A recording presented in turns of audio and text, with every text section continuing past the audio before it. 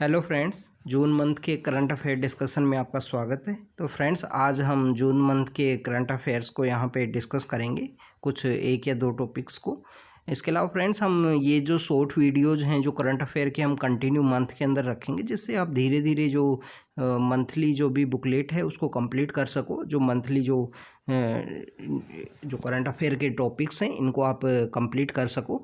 इसलिए हर वीडियो के अंदर 10 से 15 मिनट का एक वीडियो रहेगा ये, और इसके अलावा इसमें एक या दो टॉपिक है जिनको कवर किया जाएगा कम्प्लीटली वे में। तो फ्रेंड्स, आज का डिस्कशन हम स्टार्ट करते हैं। आज के डिस्कशन की अगर हम बात करें तो फर्स्ट टॉपिक की बात करें तो first topic is about the zonal council. तो रिसेंटली फ्रेंड्स क्या हुआ कि जो वेस्टर्न जोनल काउंसिल है उसका जो मीटिंग है रिसेंटली हेल्ड हुआ है दीयू के अंदर में। तो फ्रेंड्स, सबसे पहले बात तो आपको दीयू का लोकेशन पता होना चाहिए कि गुजरात के कहाँ लोकेटेड है, क्या सदर्न गुजरात के पास है या वेस्टर्न गुजरात के साइड है। दूसरा, अगर फ्रेंड्स हम बात करें जोनल काउंसिल की, तो इन जो बेसिकली जो जोनल काउंसिल है ये एक स्टैट्यूटरी बॉडी है, कॉन्स्टिट्यूशनल बॉडी नहीं है। स्टैट्यूटरी बॉडी मतलब कि body date was created by the act of parliament. तो जो आर्टिकल्स हैं उस कोई आर्टिकल के अंदर मेंशन नहीं है। इसके अलावा सेम ऐसा ही एक काउंसिल है फ्रेंड, इंटर स्टेट काउंसिल। तो अगर इंटर स्टेट काउंसिल की अगर बात करें तो इंटर स्टेट काउंसिल एक कॉन्स्टिट्यूशनल बॉडी है जिसको आर्टिकल 263 के थ्रू इस्टेब्लिश किया गया था, और जिसके अंदर ये भी बताया गया था कि साल में 3 बार मिलेंगे कम से कम ये। बट अभी तक इसका जो टोटल मीटिंग है वो ही अराउंड द 12 to 15 टाइम्स हुआ है। और 1990 के अंदर ये इस्टेब्लिशमेंट में आया था। 1990 में कोई भी स्टेट्स के बीच में डिस्प्यूट है, और इंटर स्टेट काउंसिल को हेड करते हैं हमारे जो प्राइम मिनिस्टर हैं, वो हेड करते हैं उसको। तो फ्रेंड्स, अगर हम बात करें हाँ जोनल काउंसिल की, जिनको जो एक स्टैट्यूटरी बॉडी है, और इसको स्टेट रीऑर्गेनाइजेशन एक्ट है जो 1956 का, उसके थ्रू इसको इस्टेब्लिश किया गया था, स्टेट रीऑर्गेनाइजेशन एक्ट 1956 का। तो फ्रेंड्स, आपको पता होगा कि जो इंडिया जब आज़ाद हुआ था, जब हमको फ्रीडम जब हमको मिली थी 15 अगस्त 1947 को, तो उस टाइम जो इंडिया में जितने भी स्टेट्स हैं उनको 4 हिस्सों में डिवाइड कर रखा था, A, B, C and D। फिर उसके बाद में क्या हुआ, यहाँ पे कंटिन्यू जो लिंग्विस्टिक बेसिस पे स्टेट्स की क्रिएशन के लिए डिमांड उठने लगी। उसके लिए आपको पता होगा कि कुछ लोग हंगर स्ट्राइक पे चले गए थे, भूख हड़ताल करने लगे। फिर वहाँ यहाँ पे कमेटीज़ का इस्टेब्लिशमेंट में आया कि धार कमेटी बनी, फिर JVP कमेटी बनी। JVP कमेटी क्या है, अगर JVP कमेटी की बात करें, जवाहरलाल नेहरू, वल्लभ भाई पटेल और पट्टाभी सीतारामैया, तो ये कमेटी बनी। फिर उसके बाद में आप फजल अली कमेटी बनी, जिन्होंने बोला कि लैंग्वेज के बेसिस पे आप स्टेट तो नहीं बना सकते। तो उस टाइम में फिर आया था फ्रेंड्स स्टेट रीऑर्गेनाइजेशन एक्ट, जिसके थ्रू यहाँ पे इंडिया में उस टाइम में 14 स्टेट थे और 6 UT थी डेट टाइम में। अगर हम प्रेजेंटली बात करें, जो सिनारियो है वो कम्प्लीटली डिफरेंट है। तो ये भी एक स्पेशल जर्नी है, और इसको जो पॉलिटिकल एक लेक्चर आता है इंडिया एंड इट्स यूनियन, उसके अंदर हम कवर करेंगे। और रिसेंटली हम जो पॉलिटी की क्लासेज वो स्टार्ट करेंगे, तो इसमें 14 टू जो 6 UT की जो जर्नी है उसके बारे में आप कम्प्लीटली आपको बताएंगे। तो फ्रेंड्स, वो स्टेट रीऑर्गेनाइजेशन एक्ट था, उसी सेम एक्ट के थ्रू जोनल काउंसिल्स का इस्टेब्लिशमेंट में आया। फ्रेंड्स, अगर हम जोनल काउंसिल्स की अगर हम बात करें फ्रेंड्स, तो जोनल काउंसिल्स का जो मेन एम है वो है नेशनल इंटीग्रेशन। जो स्टेट्स के आपस की जो बातें हैं, सेंटर और स्टेट से कोई डिस्प्यूट है, तो इन सब चीज़ों को इन सब चीज़ों को जोनल काउंसिल के थ्रू सोल्व किया जाता है, जिसमें हमारे जो होम मिनिस्टर हैं, यूनियन होम मिनिस्टर, वो बैठते हैं स्टेट्स के जो भी जोनल काउंसिल है उसके जो CMs हैं या उसके साथ उनके जो ऑफिसर्स होते हैं। फिर कोई भी मैटर है जो नेशनल इंटीग्रेशन से रिलेटेड है, बॉर्डर डिस्प्यूट से रिलेटेड है, इंटर स्टेट ट्रांसपोर्ट से रिलेटेड है, तो उन सब मैटर्स को यहाँ पे डिस्कस किया जाता है जोनल काउंसिल के अंदर में। तो फ्रेंड्स, अगर याद रखने की कोई बात है तो एक तो स्टैट्यूटरी बॉडी है, और स्टेट रीऑर्गेनाइजेशन एक्ट 1956 के थ्रू इसको क्रिएट किया गया। और रिसेंटली जो मीटिंग हुई है वेस्टर्न जोनल काउंसिल की दीयू के अंदर में। तो फ्रेंड्स, अगर हम बात करें नेक्स्ट इसमें कि जो जोनल काउंसिल्स हैं उनको बेसिकली 5 जोनल काउंसिल्स हैं, जिनके जो स्टार्टिंग में थी, north zonal council, central, eastern, western और सदर्न। तो सेंट्रल जो जोनल काउंसिल है जिसमें अंदर MP है, उत्तराखंड है, छत्तीसगढ़ है, जो MP से ही बाइफरकेट होके बना है छत्तीसगढ़।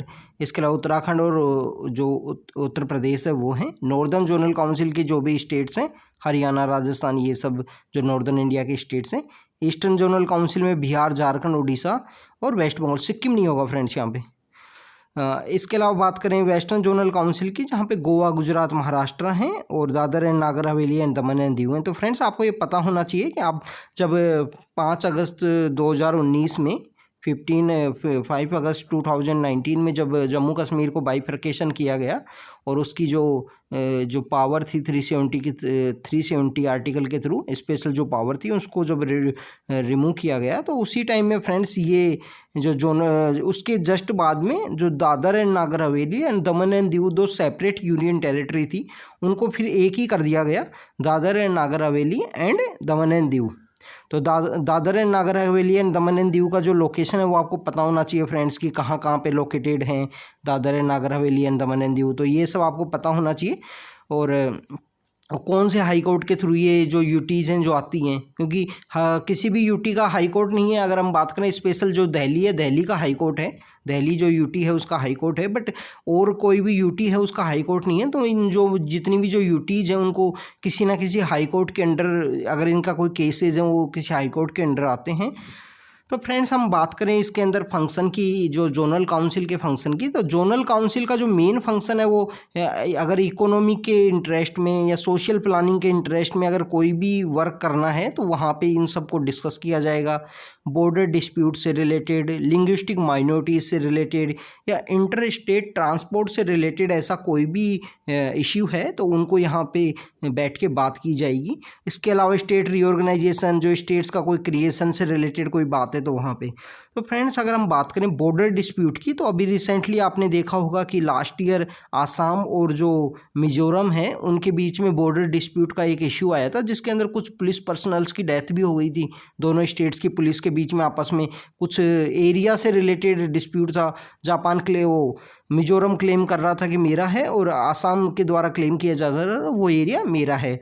कॉलोनियल एरा की वजह से कुछ कॉलोनियल लेगेसी है कि जो हमारे जो डॉक्यूमेंट्स हैं वो जो हमारा जो ब्रिटिश का जब राज था तो उस कॉलोनियल एरा के ही चल रहे हैं, तो वो भी एक मेन इशू है। इसके अलावा अगर हम बात करें रिसेंटली लास्ट 2-3 मंथ्स के अंदर चंडीगढ़ का भी एक डिस्प्यूट आया था फ्रेंड्स, कि हरियाणा के द्वारा क्लेम किया गया कि चंडीगढ़ हमारा है और पंजाब के द्वारा क्लेम किया गया कि चंडीगढ़ हमारा है। तो फ्रेंड्स ऐसे इशू काफ़ी सारे स्टेट्स के बीच में हैं। आप उनके अगर आपको समय हो तो उनके बारे में आप रीड करना कि कौन कौन से स्टेट्स के बीच में इंडिया में डिस्प्यूट है, बॉर्डर डिस्प्यूट। क्योंकि इंडिया को बेसिकली ये बोला जाता है कि इंडिया जो कम्प्लीटली एज ए यूनियन है वो तो अनरेस्ट्रिक्टेबल है, बट जो स्टेट्स हैं वो कभी परमानेंट नहीं है। सेंटर के द्वारा कभी भी उनको चेंज किया जा सकता है, क्योंकि जो न्यू स्टेट का जो क्रिएशन की जो पावर है वो सेंट्रल गवर्नमेंट के ही पास है, हाईएस्ट जो पावर है, और स्टेट का इसके अंदर कोई भी रोल नहीं है। तो फ्रेंड्स जो कोऑपरेटिव फेडरलिज्म का जो मेन जो फंडामेंटल बेसिस है कि जो स्टेट्स का आपस में बात करना, सेंटर का स्टेट से बात करना, कोई भी टॉपिक को अगर कोई भी प्रॉब्लम्स है तो उनको सोल्व करना, तो वो जो कोऑपरेटिव फेडरलिज्म की जो स्पिरिट है उसी को एंडोर्स करता है ये जोनल काउंसिल। और जो इम्पोर्टेंट भी है cooperative federalism as a comparative federalism, जो स्टेट के बीच में आपस में कंपटीशन भी होना चाहिए और कोऑपरेशन भी होना चाहिए किसी मैटर से रिलेटेड। तो फ्रेंड्स अगर हम बात करें जोनल काउंसिल के ऑर्गेनाइजेशनल स्ट्रक्चर की, तो इसकी जो मीटिंग होती है उसको जो चेयरमैन करते हैं वो हमारे यूनियन होम मिनिस्टर हैं, वो इस मीटिंग को चेयर करते हैं। इसके अलावा वाइस चेयर करते हैं कि अगर ईस्टर्न जोनल काउंसिल की मीटिंग हो रही है तो 1 ईयर के लिए बिहार के सीएम उसके वाइस चेयरमैन रहेंगे, 1 ईयर के लिए फिर उड़ीसा के सीएम उसके वाइस चेयरमैन रहेंगे। तो कोई भी चीफ मिनिस्टर ऑफ स्टेट जिस जोनल काउंसिल के अंदर हो रहा है और वो 1 ईयर तक उसके वाइस चेयरमैन रहते हैं। ये रोटेशनल बेसिस पे होता है फ्रेंड्स। इसके अलावा बात करें कि चीफ मिनिस्टर के अलावा 2 मिनिस्टर्स और होते हैं जो चीफ मिनिस्टर के साथ, जिनको गवर्नर के द्वारा नॉमिनेट किया जाता है, या 2 मेंबर फ्रॉम द यूटी जिनको यहाँ पे होते हैं, जिनको बेसिकली जोनल काउंसिल के अंदर मतलब चीफ मिनिस्टर के साथ मीटिंग के अंदर प्रेजेंस होते हैं। इसके अलावा कुछ ऑफिसर्स जैसे चीफ सेक्रेटरी या कोई स्पेशल ऑफिसर हो, जैसे सपोज करो कि बॉर्डर डिस्प्यूट से रिलेटेड अगर कोई केस है उसके रिलेटेड कोई मीटिंग हो रही है तो उसके रिलेटेड वहाँ पे जो ऑफिसर्स होंगे उनकी वहाँ प्रेजेंस होगी। इसके अलावा नीति आयोग के द्वारा की एक मेंबर को नॉमिनेट किया जाता है यहाँ पे जोनल काउंसिल के द्वारा, जोनल काउंसिल की मीटिंग के अंदर में। तो friends this is all about the zonal council. Statutory body है, 1956 स्टेट रीऑर्गेनाइजेशन एक्ट के थ्रू क्रिएट हुआ। अगर चेयरमैनशिप की बात करें तो यूनियन होम मिनिस्टर होते हैं हमारे, और अगर वाइस चेयरमैन की अगर हम बात करें तो रोटेशनल बेसिस पे आता है 1 ईयर के लिए जिस जोनल काउंसिल में जो सीएम्स है उनको। इसके अलावा फ्रेंड्स हम बात करें एक जो सेपरेट नॉर्थ ईस्ट जो हमारे नॉर्थ ईस्ट के जो 8 स्टेट्स हैं जिनके लिए एक सेपरेट काउंसिल का क्रिएशन किया गया 1971 के अंदर, जो नॉर्थ ईस्ट काउंसिल एक्ट है, नॉर्थ ईस्टर्न काउंसिल एक्ट के द्वारा, जिसके अंदर जो हमारे 8 स्टेट्स हैं तो उनको रखा गया है इसके अंदर में। तो फ्रेंड्स यहाँ भी वही सेम बात है कि फील्ड ऑफ इकोनॉमी या सोशल प्लानिंग से रिलेटेड कोई बात हो, सेंटर स्टेट डिस्प्यूट की बात हो, लिंग्विस्टिक माइनॉरिटी या स्टेट्स के बीच में जो कोऑपरेशन से रिलेटेड कोई भी बात हो, तो उन सबको यहाँ डिस्कस किया जाता है। तो फ्रेंड्स याद रखना कि नॉर्थ ईस्ट काउंसिल के लिए 71 के अंदर एक स्पेशल एक्ट आया था, नॉर्थ ईस्ट काउंसिल, जो पार्लियामेंट के द्वारा एक सेपरेट एक्ट के द्वारा इनको क्रिएट किया गया है। तो friends this is all about the zonal council. इसके अलावा सेम इंटर स्टेट काउंसिल भी है जिसको हमने बताया कि पीएम के द्वारा हेड किया जाता है। एक नेशनल डेवलपमेंट काउंसिल भी थी फ्रेंड्स, जो अभी उसका जो मीटिंग्स तो बेसिकली नहीं हो रहा है आफ्टर द 2014। तो नेशनल डेवलपमेंट काउंसिल भी थी, उसका बार बार बात किया जाता है कि उसको सबमर्ज कर दिया जाएगा अंडर द नीति आयोग। तो ये सब बातें हैं। तो फ्रेंड्स हम नेक्स्ट टॉपिक की तरफ चलते हैं। Friends next topic is about the contempt of court. तो कंटेम्प्ट ऑफ कोर्ट से रिलेटेड है। अगर हम बात करें फ्रेंड्स कंटेम्प्ट ऑफ कोर्ट की, तो रिसेंटली क्या हुआ कि जो तेलंगाना की जो चीफ सेक्रेटरी हैं उनको सुप्रीम कोर्ट ने थ्रेटन्ड किया है कि उनके अगेंस्ट में जो कंटेम्प्ट ऑफ कोर्ट का जो प्रोविज़न है वो लगा दिया जाएगा अगर वो कोर्ट की बात नहीं माने। तो फ्रेंड्स यहाँ पे जो एक्चुअली में जो मेन जो न्यूज़ है वो ये है कि उनके द्वारा कुछ रुपए हैं जो कोर्ट को सबमिट करने हैं वो उनके द्वारा किए नहीं जा रहे हैं बेसिकली। तो इस वजह से ये न्यूज़ के अंदर था। अगर हम बात करें कि कंटेम्प्ट ऑफ कोर्ट की, तो फ्रेंड्स अगर हम बात करेंगे आर्टिकल 19 के थ्रू, जैसे right freedom of speech and expression है आर्टिकल 19 के थ्रू, तो सेम अगर आपको freedom of speech and expression है तो आप कभी भी कोर्ट के अगेंस्ट में कुछ बोलो, ऐसा करो कि आप लोअर डाउन करने की कोशिश करो उसके अथॉरिटी को, तो ऐसे कुछ प्रोविजंस हैं जहाँ रीजनेबल रेस्ट्रिक्शन रखा गया है। तो सेम ऐसा कुछ भी एक्टिविटी जिसके द्वारा कोर्ट की जो डिग्निटी है उसकी अथॉरिटी को डिसरेस्पेक्ट किया जाए, लोअर डाउन करने की कोशिश की जाए, तो उन्हीं को कंटेम्प्ट ऑफ कोर्ट बोला गया है फ्रेंड्स। अगर हम बात करें ये कंटेम्प्ट ऑफ कोर्ट जो प्रोविज़न है जो कोर्ट को क्यों दिया गया है, तो पब्लिक जो इमेज है उसके अंदर पीपल्स का जो फेथ है वो लॉस्ट ना हो और इम्पार्शलिटी कंटिन्यू बनी रहे, इसी वजह से जो ये कंटेम्प्ट का जो प्रोविज़न है वो इनको दिया गया है कोर्ट्स को। अगर हम बात करें कि अगर कोर्ट्स के पास इस तरीके का प्रोविज़न नहीं होगा तो कोई भी लोग जो उसकी जो अथॉरिटी है उसको लोअर डाउन करने की कोशिश करेगा, और जो कॉमन पब्लिक है उनका जो कोर्ट के अंदर जो ट्रस्ट है उसका जो ट्रस्ट का लॉस्ट हो जाएगा या ट्रस्ट का डेफिसिट हो जाएगा। तो फ्रेंड्स अगर हम बात करें कंटेम्प्ट ऑफ कोर्ट प्रोविज़न की, तो बेसिकली जो कंटेम्प्ट ऑफ कोर्ट प्रोविज़न है इसको कॉन्स्टिट्यूशन के अंदर कहीं भी डिफाइन नहीं किया गया है। इसके अलावा कुछ आर्टिकल्स हैं जिनके थ्रू कुछ पावर दी गई है। अगर हम सुप्रीम कोर्ट के एक आर्टिकल की बात करें तो आर्टिकल 129 है।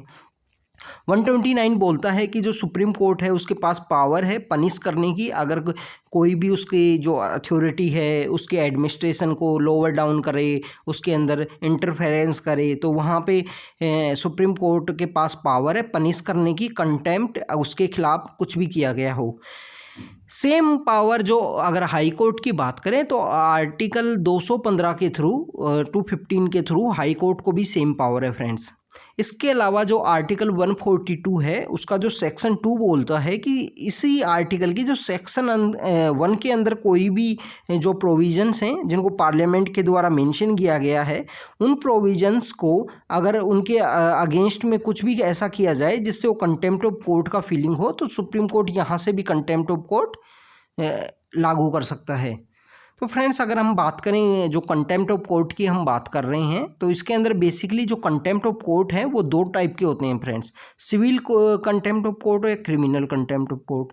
सिविल कंटेम्प्ट ऑफ कोर्ट ये है कि अगर सुप्रीम कोर्ट ने कोई ऑर्डर दिया, उस ऑर्डर को फॉलो नहीं किया जा रहा है, विलफुल डिसोबीडियंस किया जा रहा है, तो वहाँ पे सिविल लगेगा, सिविल कंटेम्प्ट ऑफ कोर्ट। अगर हम क्रिमिनल कंटेम्प्ट ऑफ कोर्ट की बात करें तो ऐसा कुछ पब्लिकेशन किया गया शब्दों के द्वारा, ऐसा कुछ चीज़ बोली गई या ऐसा कुछ लिख दिया गया। जैसे आपने देखा होगा कि 2 ईयर बैक भी ये जो टॉपिक था वो न्यूज़ के अंदर था, क्योंकि हमारे एक लॉयर हैं प्रशांत भूषण, तो प्रशांत भूषण ने कुछ ट्वीट कर दिया था अगेंस्ट द CGI।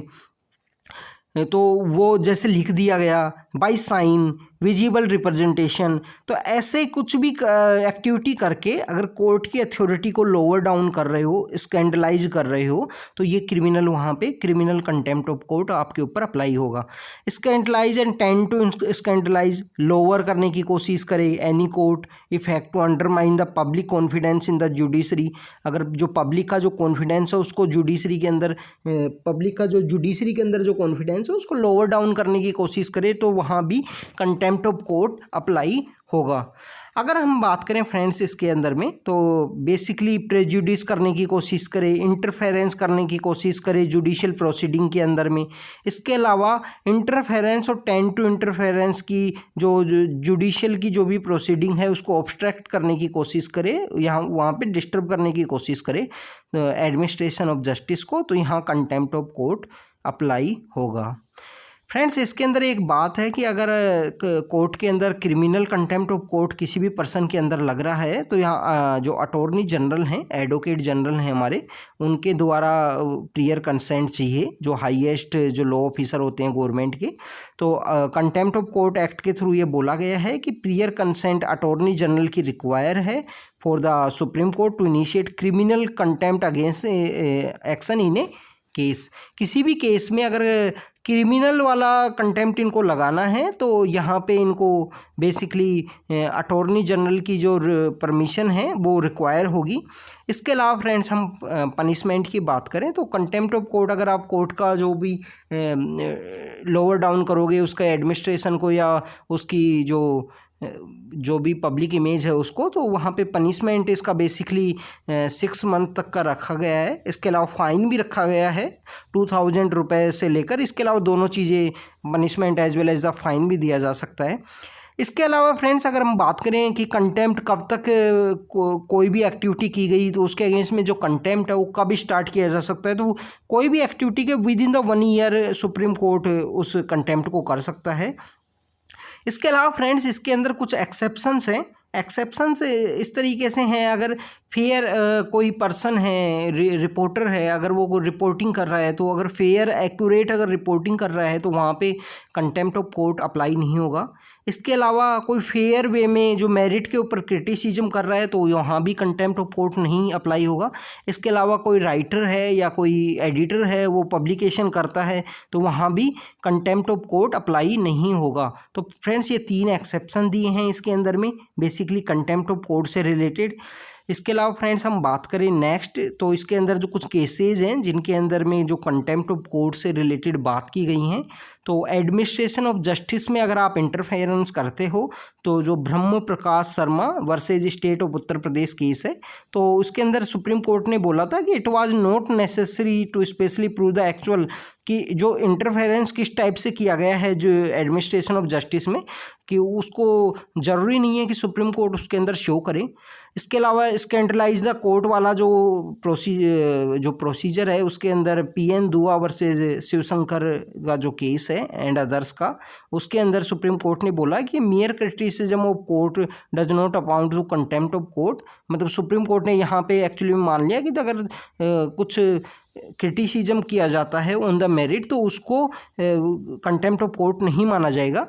तो फ्रेंड्स अगर हम बात करें स्कैंडलाइज द कोर्ट वाला जो प्रोसीजर है कि अगर कोर्ट के का क्रिटिसिज्म किया जा रहा है, स्कैंडलाइज किया जा रहा है, उसकी इमेज को ख़राब किया जा रहा है, तो इस वाले जो प्रोविज़न हुआ है ना ब्रिटेन के अंदर में, बेसिकली हमने कंटेम्प्ट ऑफ कोर्ट जो प्रोविज़न लिया था तो उसके अंदर ब्रिटेन के अंदर इस वाले प्रोविज़न को हटा दिया गया है, वो लोग इसको कंटेम्प्ट ऑफ कोर्ट नहीं मानते हैं।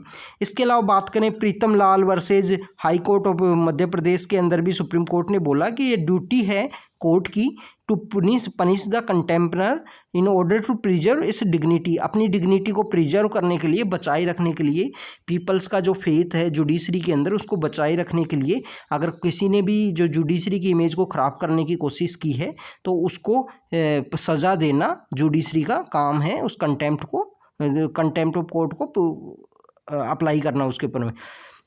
इसके अलावा फ्रेंड्स एक कंटिन्यू इस टॉपिक के अंदर एक बात निकल के आती है कि जो कंटेम्प्ट ऑफ कोर्ट है, अगर जुडिशरी के खिलाफ ही किसी ने कंटेम्प्ट ऑफ कोर्ट किया है और उसका जो केस है वो जुडिशरी ही खुद ही हैंडल करती है, तो it's against the principle of natural justice.